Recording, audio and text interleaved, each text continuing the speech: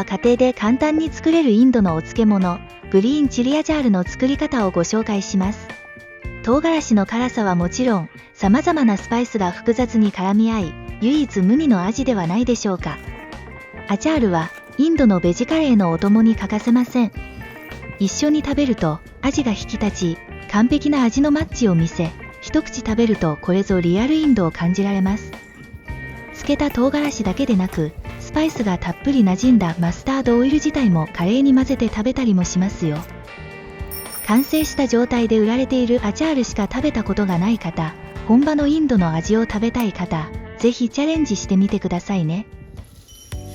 準備するのは新鮮でしっかり辛みのある青唐辛子。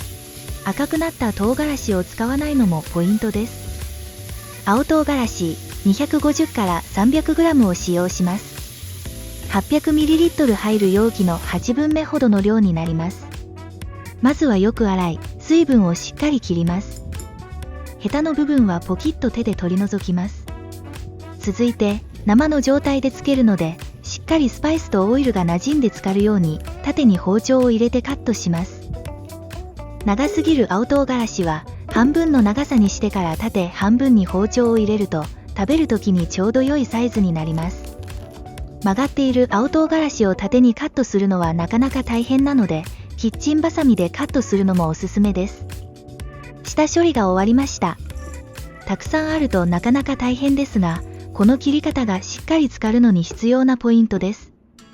次はホールスパイスをいって、アチャール用のスパイスを作ります。ちょっとの量の青唐辛子で試してみたい方は、スパイスの比率だけ同じにしていただいて、青唐辛子の量に応じてスパイスも減らしてみてくださいね。ですがアチャールはスパイスが少なすぎるよりは少し多めの方が美味しく仕上がります。フライパンでホールスパイスをやや弱火でいっていくのですが、いっていくと音や香りでそろそろ良いかなとわかると思います。見た目も少し焦げ色がついて香ばしい香りがしてきたら火を止めて、フライパンから別の容器に移します。フライパンに放置したままですと、余熱で焦げすぎてしまうのでご注意ください。粗熱が取れたら、今回はスパイスの量が多いので、手軽にグラインダーを使ってスパイスをひきます。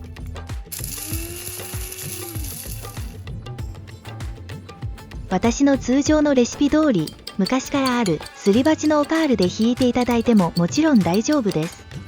そして、北インドならではかもしれませんが、マスタードオイルを使います。だいたい瓶に詰めた時にひたひたになる量が理想です。一度加熱して冷ましたものを使います。今回はようやく手に入れたヒングを小さじ1/2、加熱したオイルの中に入れます。前にバナナリーフの動画で出てきたインドの友人にお土産で持ってきてもらい、そしてアチャールでの使い方を聞いたところ、このように使うそうです。試してみたい方はよかったら同じようにしてみてくださいね。ヒングは別名アサフェティダとも言われています。独特な香りをしています。ここまで準備ができれば、あとは混ぜて保存容器に詰めるだけです。カットした青唐辛子に塩を加えます。いつもこの塩加減が難しいのですが、大さじ2を加え、もし後日味見をして足りないようでしたら追加しようと思います。アチャールには塩は重要です。続いてターメリックパウダー小さじ1。色付けがメインで辛さは控えめのデギーミルチを小さじ2。そして先ほど言ってひいて作った特製スパイスを全量加えます。一旦全体をよく混ぜますが、以前作ったレモンアチャールと違って青唐辛子は水分がほとんどないのでスパイスが青唐辛子にうまく絡みません。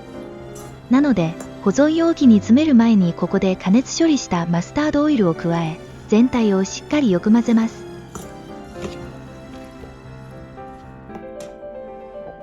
最後にきれいに除菌した保存容器に入れましょう。スパイスもオイルもすべて残さず容器に移します。